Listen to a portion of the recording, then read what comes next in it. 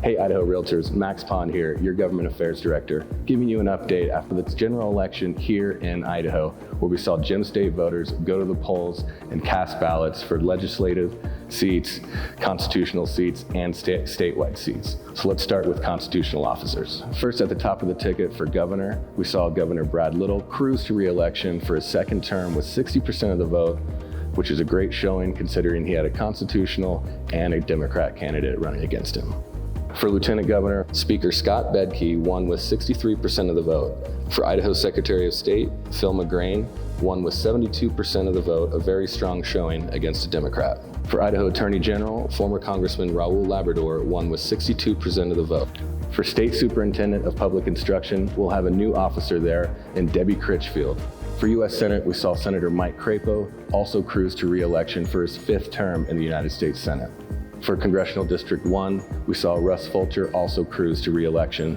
And the same story in District 2, Mike Simpson will also be re-elected. All right, now moving on to state legislative districts, we'll start in District 26. In particular, Realtor member and newly elected member of the House of Representatives, Ned Burns, won in District 26. Also in District 29, we saw newly elected Senator James Rutke and Representative Dustin Manwaring pull out victories. And in Legislative District 21, Realtor endorsed candidates Treg Burnett for Senate and James Petsky for House Seat A both won in convincing fashion. Idaho Realtors had a big night on general election night, seeing big wins in District 26, District 29, in fact, going 40 of 45 in Idaho legislative districts.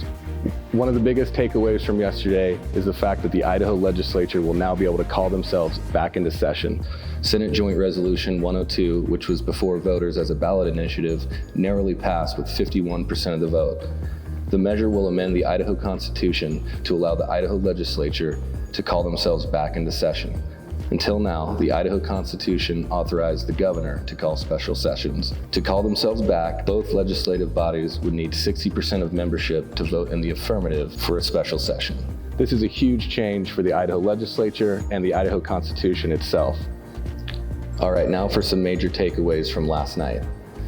The GOP still holds significant majorities in both houses, the House of Representatives and the Senate.